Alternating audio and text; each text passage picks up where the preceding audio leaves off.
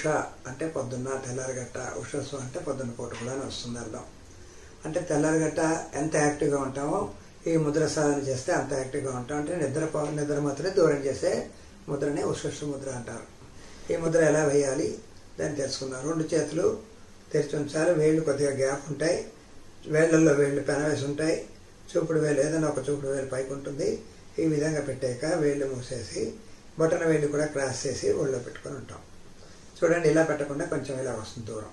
ఈ విధంగా పెట్టకుండా దూరం వస్తుంది. ఇలా చూస్తే చూడు ఇలా వస్తుంది. ఈ విధంగా రిస్ట్ పార్ట్లు టచ్ అవ్వకుండా దూరంగా ఉంటాయి. అప్పుడు ఏమవుతుంది, ఈ విధంగా షేప్ వస్తుంది చక్కగా. ఈ విధంగా పెట్టుకొని మోచేతులు కొద్దిగా దూరం ఉంటాయి. నడుము తల తిన్నగా కళ్ళు మూసుకొని ఉంటాం.